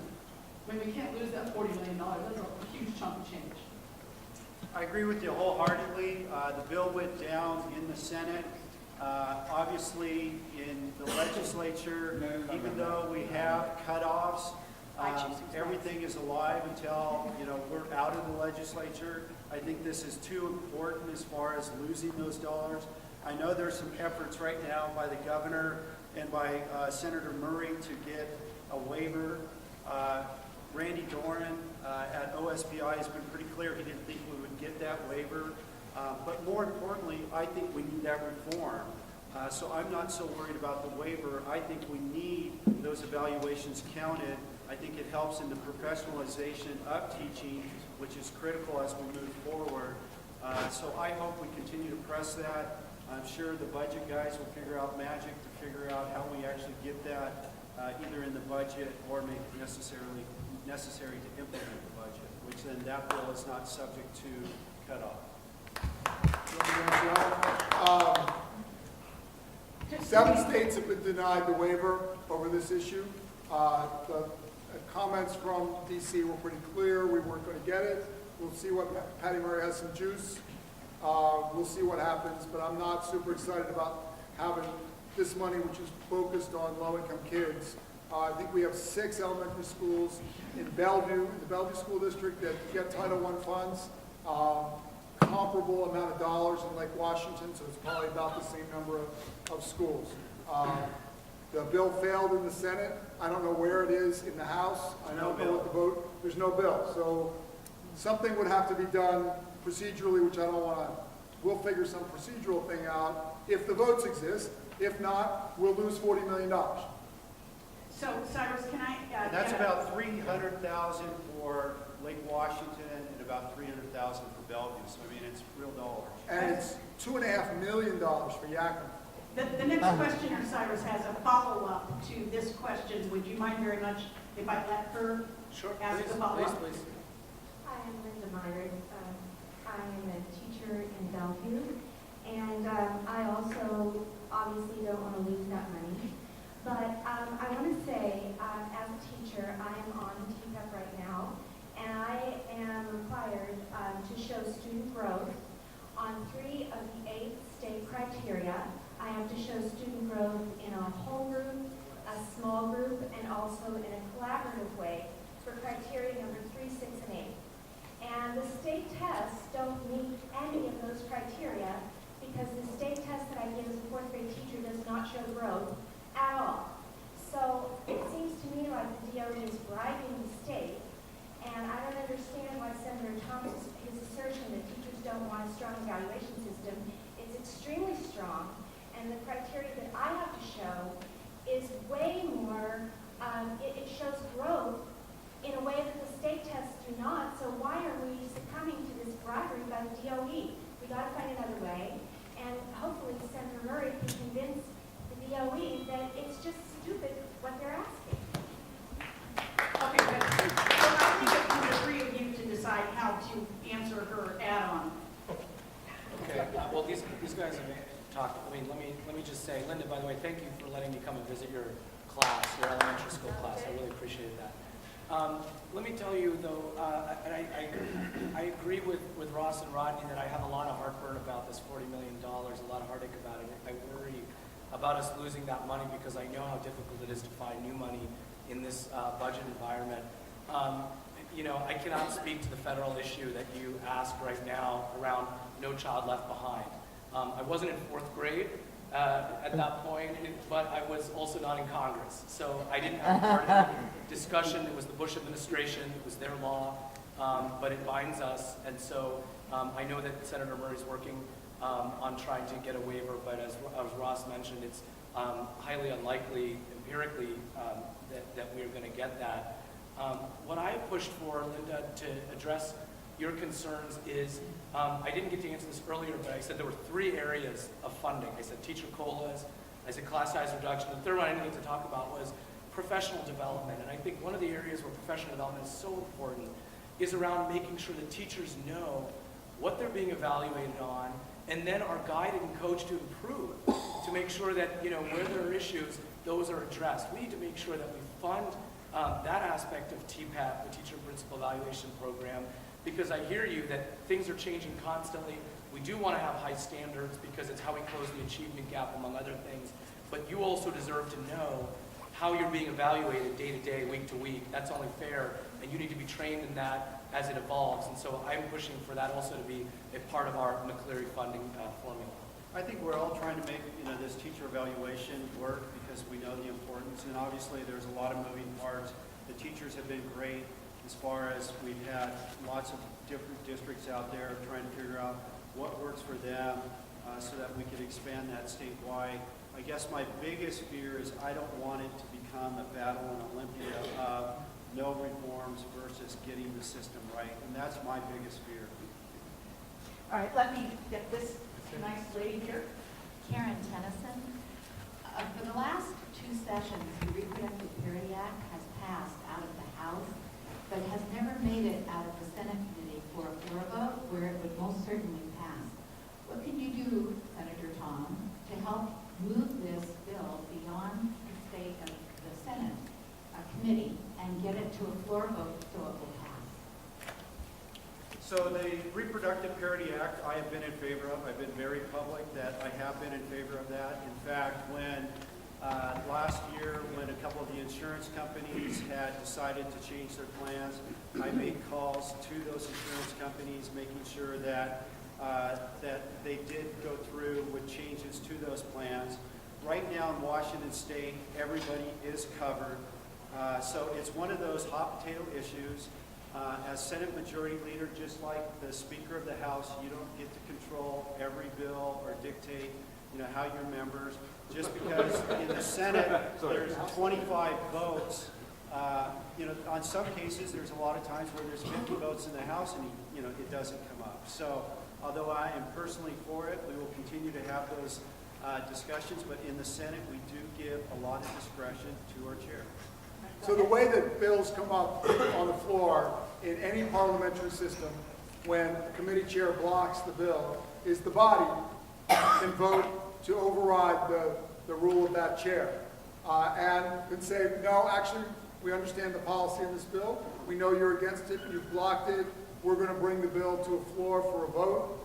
Every parliamentary system is designed to protect minority voters, but it's also designed to allow the body to make decisions. There is a mechanism for that to happen in the Senate. It's called the ninth order, and bills can be brought up by motion on the floor.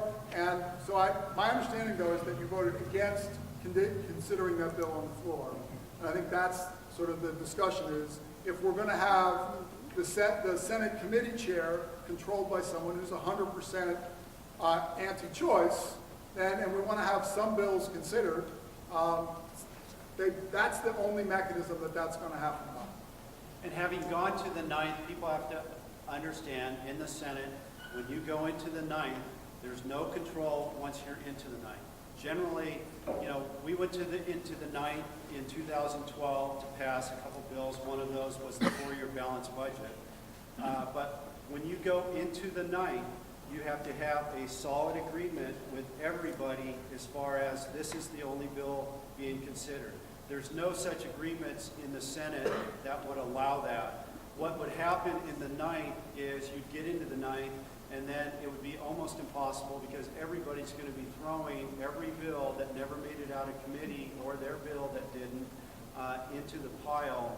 And it's happened in the Senate before where the Senate gets into the ninth and can't get out of the ninth. And so generally, the 9 is never used. I mean, it's usually used, maybe once a decade. So although it's there, it's rarely used. And I don't know when's the last time such a maneuver's been used in the house. Can I get the next question? Yes. Okay. Hi, I'm Jessica Smith with Red Light Traffic. There's been a lot of positive movement, both locally and federally, recently to address human trafficking, and especially to provide resources and support for the victims of human trafficking.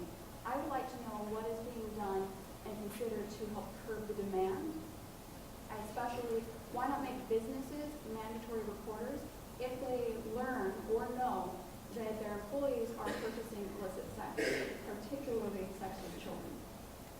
Well, I will say in the Senate, Senator Cowell's has kind of been a champion on this for 20 years.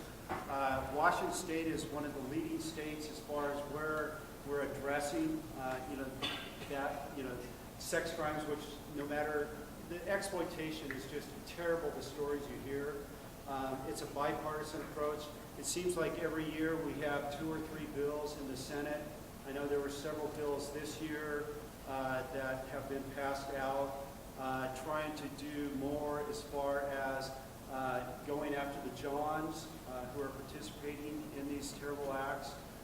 Some of the abuses that you see as far as kids coming in or people from foreign nations coming in and then their passports or visas or whatever being taken. It's terrible, but I will say Senator Cowell's really has been a leader. She goes across the country, kind of showing other states what we're doing in Washington and the great stuff we're doing. There's a lot more to do, but Washington really is a leader in this aspect.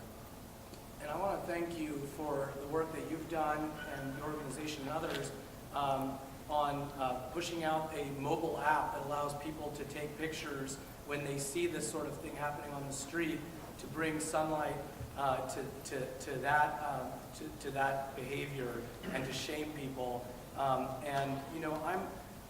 There's a number of us looking at the issue of whether the approach we should take should be, rather than criminalizing the young women, usually they're young women underage, who are being exploited.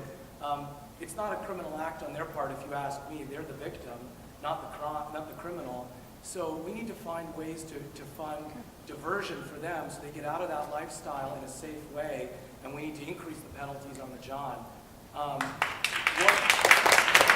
other thing I'll say is that I also think these sorts of initiatives that help juveniles, that could help juveniles and all, I don't mean juvenile criminals, I mean young people in our system, has fallen victim to the underfunding of our court system as well.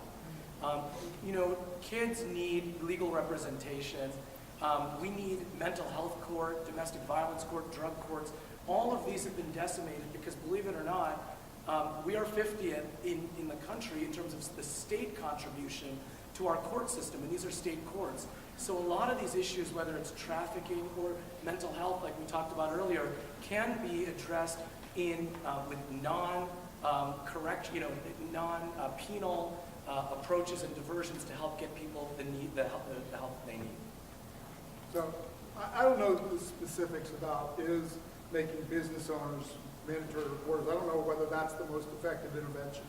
The one that we see as having probably the most effect, but that costs money, is making sure that we improve outcomes for foster kids. We wind up with a lot of kids in that system. One, we have about a 3% graduation rate from college in that population. The high school graduation rate is abysmal. These are kids that face a lot of challenges and are often in position to be very vulnerable to be exploited by somebody, maybe the first somebody, who actually sort of appears to take care of them. So getting our foster care system to work is something that can really have a big impact on the number of kids who are vulnerable to this kind of mistreatment. And so what you see me answering here is, this is the part of the question that I want to answer, because I don't actually know whether that bill actually is the right intervention or not. I'd be happy to be convinced that that's a good idea. I know that when I look statistically at this, I worry a lot about kids in our foster care system and how do we improve outcomes for that. And we're trying to do a lot of work in dealing with that part of how we respond to at-risk families. All right. Katie joined us, and I'm sorry, I'm a little nervous right now. I got thrown off a little bit because I got told I can't read all this. So I rode on a bus to Olympia to see you, Senator Tom, and we were not allowed to meet with you, and it made me feel like I didn't matter to you, and my interests don't matter to you. So my question to you, Senator Tom, do you care about supporting women's rights? Are you putting your far-right Republican caucus before the voters? I think there's lots of you in the crowd that come to Olympia. Obviously, my schedule is very busy on this issue. I know I've met, and there's people in the crowd here that can, raise your hand if I've met with you on the issue. So I've met 2 times on this issue with different groups from Olympia. So I had a group of young kids in my office that I met with on the issue. I've had other groups in my office. So, I'm open to meet. Obviously, there's only so much time in a day. I try to meet with as many constituents as I can. So I don't know how far ahead. You had a pre-scheduled meeting, you canceled it, and you wouldn't let your legislative aid meeting. You stood me up. You stood up 9 citizens on a bus from your district, and the world needs to know that. And I And I suggested, will say my schedule is always in flux, and Ross's schedule, I'm sure, is the same. Hey, 5 minutes. That's enough. 5 minutes. okay, Shut up. I've met Let people twice start with talking. constituents on this issue, so Okay. My boy. okay, I suggested that this particular instance probably needs a little off to the side discussion. These sorts of things do happen. They are never comfortable for any of us. And of course, all of us need to be held accountable to our schedules, but I think this is something that will be best dealt with through Representative, Suzette and Senator Tom to find out what went wrong If you here. can get to it. Yeah, well, we'll make sure you do. You're right here today. Sir. Hi, my name's Cord Olson. I live in Bellevue, and I'm a consulting engineer, normally unemotional, but there's an issue that is getting to be more and more emotional, and I'm chair of a group that's promoting climate action. You've done a great job, all 3 of you. I've been very impressed with your here and now comments on what's in the legislature right now, but we need to get in the legislature hopefully next year. Climate action that will reduce our very dangerous climate crisis that is going to take down the state and the nation and the whole world if we don't act soon. So what are all 3 of you doing to support the governor's initiative on climate crisis? Well, I've been very clear. I think the best way to address it right now, the best carbon tax out there is a transportation package. I think that would go a long ways. So I'll continue to do that. I think that there's a lot, and we haven't had a whole lot of questions as far as the environment. I think that there's a lot that we can do in that avenue. I think we have to be smart about it. I think that there can be a balance between doing really good environmental law and making sure that we still have a thriving jobs market and a thriving economy. I think if you look at from a transportation standpoint, what happened up at the Skagit River Bridge, that was done in 40 days. It was done very responsibly from the environment standpoint, but it was done quickly, efficiently, on time, and on budget. And we need to kind of take some of the lessons we learned from that and extrapolate that into other areas. One of the other areas that, when it comes to the environment, that I think we have to be really careful about moving forward, and it's kind of an esoteric area. It's called fish consumption, which happens to deal with water quality issues. That will have a major effect on everybody in this room, and we've got to get a handle on it. Personally, I think that the route the governor is going is not necessarily the best route, because right now we don't have the technological capacity to get to the standards today. I don't know why you would increase standards by 20x if you can't get to today's standards. the impact that that can make. I was over in Spokane talking to the mayor of Spokane. They think just because it affects municipal discharge and municipal sewer systems, they think it's about a 56% increase over the next 4 years to sewer rates up there. Bellingham is talking about rates going from $35 a month to $200 a month, which to me seems crazy. I think we're all for the environment and moving forward, but literally you would not see any appreciable change in water quality. I think we need to be much smarter about that. I think when it comes to getting back to your original question on global climate change and that, we need to be smart about that. I know there's talk as far as the low carbon fuel standard and those elements, and we'll continue those conversations with the governor. I'm going to quickly go through 4 items to answer your question. One is transit has been mentioned. You know, I mentioned that our package that we passed had only 10% into transit. The proposal that the Senate has floated that they've not yet passed but that they like only has 2%. 98% in traditional and 2% into transit. So I think we need to at least have a baseline threshold to reduce carbon emissions as well as to relieve congestion on the streets and get people moving in a multimodal fashion. Second thing, there's 3 specific laws that we have in this state that I think we need to defend and not erode. The first that I'll mention is I-937, which you passed several years back, and 2006 or 7, and that requires that utilities explore new forms of renewable energy to diversify our grid and also support those emerging parts of our economy, clean tech, which is a great return on investment for jobs. And so I serve on the Energy Committee, the committee that oversees energy in the House, and so trust me, there are a lot of bills that we are not letting get through that weaken I-937. What we need to be doing is looking past 2020 when that expires to figure out how we're going to continue to move towards clean energy sources. Next is the MOTCA, the Model Toxics Cleanup Act. And this is another one where I think we have some disagreement with the Senate proposal that they've not yet passed, but which they like, which moves MOTCA money to, which has been there to clean up brownfield sites into doing things that are currently general fund obligations. So we need to protect MOTCA, and there's a lot of attacks on that. And then finally, the Growth Management Act, which allows us to build smartly and build densely.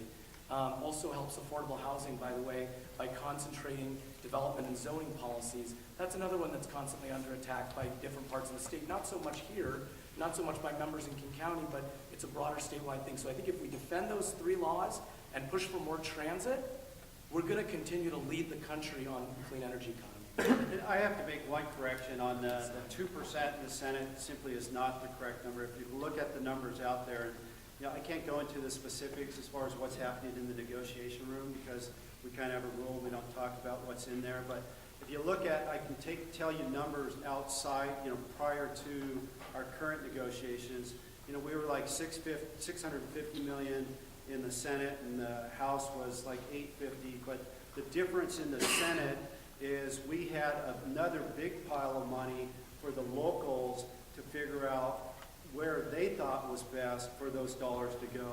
We fully anticipate a lot of that local dollars, I think it was like $650 million pot, specifically in the King, Pierce, and Snohomish County, would go towards transit. We just wanted to make sure it was flexible throughout the state.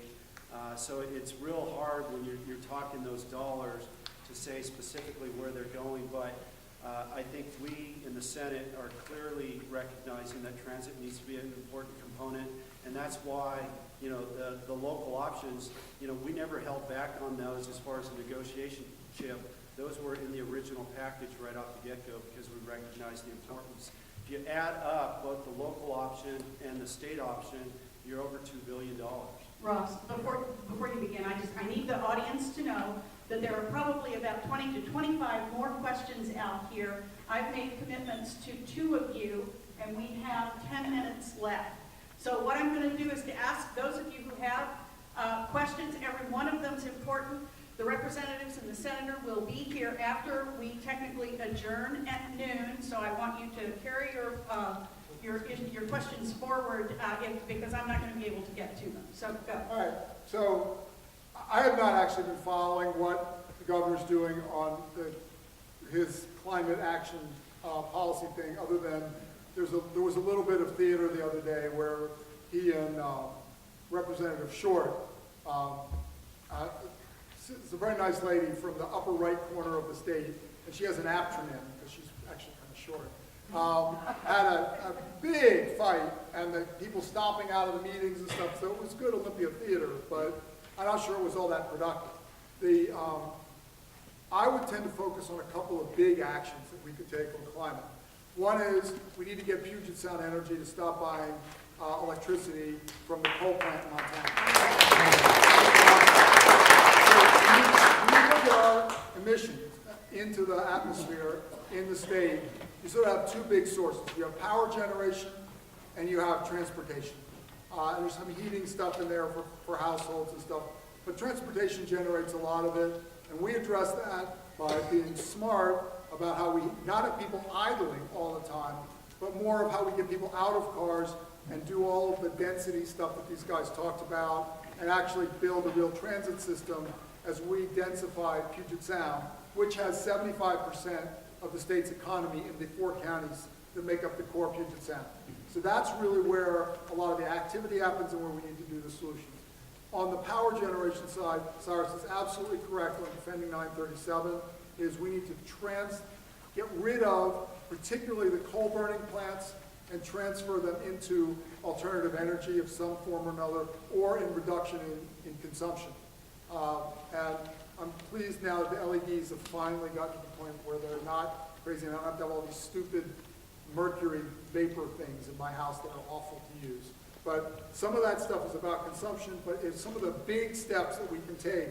The coal thing, it's not emitting into Washington air, but I don't know if you've noticed, but the wind blows back and forth from here to Montana. So trying to solve these problems requires us to take some big actions, and those are some of the big actions we can take. One thing that we are trying to do in Tacoma with the compressed natural gas. I've only got This is 5 like, minutes. come on, let's like, 2 people. Hi, my name is Alex Zimmerman and I represent in South America. Situation what as we have right now is go worse and worse, we fall and fall, and I don't see bottom, nobody sees bottom. Situation right now in state Washington is more dangerous than you can see. And it's exactly what is Stand Up America talking about this many times. In country right now come to pure democratic state. I need your question. Yeah, it's my question. I want to explain like everybody my question. So democratic in country totally controlled by democratic mafia. You know what this means? This is exactly what is happening right now. We go to one under party system. It's totally bad. Is this topic supposed to be stopped? If we send many letters to you, Mr. Tommy, to another Congress senator about how we can do it. For example, Don Constantine, $220,000. Council, $130,000. Seattle Council, $130,000. All Democrats. So this is exactly what is happening. Who controls the country, controls state. Another 10, 20 years, it totally will be one under party system. This is supposed to be stopped. My question right now very simple. What you will do in this, if you have this proposition, for stopping this corrupt, for stopping this democratic mafia? Thank you very much. Well, I think you can see just among the 3 of us, there's plenty of debate in Olympia. There's plenty of diverse views. I can tell you in the majority coalition, there's a huge, broad spectrum. I do not think that, one ideology controls our politics. I think these kind of discussions are healthy, and I think what we really need to do is focus on the issues and kind of get away from focusing on specific parties and get back to issue-based politics. Can I get one last question in? Yep. Okay, because I did make the commitment, and we are running up against 12 o'clock, and you'll be glad to know that I'm not going to give them any time to summarize. Okay, before my question, as a retired principal and school superintendent here on the east side, let me compliment you on your focus on supportive education.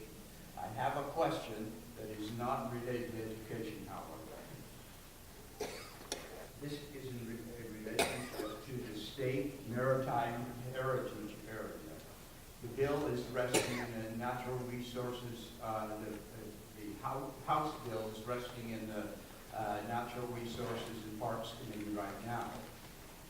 That has within it a clause that I would like to see deleted, and I address it particularly to you, Senator Tom, in that I feel you could have influence on this, and that is the Section 2D, which encourages Congress to designate the Washington State Saltwater Coast as a national maritime heritage area.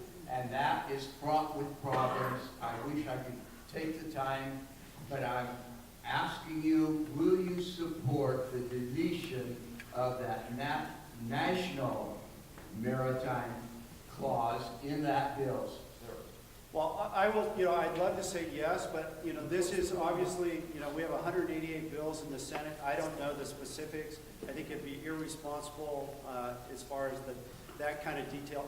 Generally, what I do when I have a question like this, I like to hear both sides before I make a determination. So I love your information, and that's generally how I make decisions in Olympia, is I try to get both sides before I say to either one of them. Because I know in my 12 years I can listen to you and say, yeah, boy, that sounds great.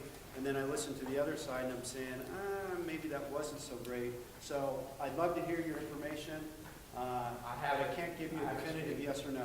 Okay, as I pointed out previously, there were at least 25 other people who put their hands up, and I can't get to you and keep you on schedule for the rest of your day. I encourage you to come out after we adjourn to ask your questions individually of representatives and the senators. You have all been incredibly polite and in listening and asking your questions today. As the moderator, I thank you so very much for being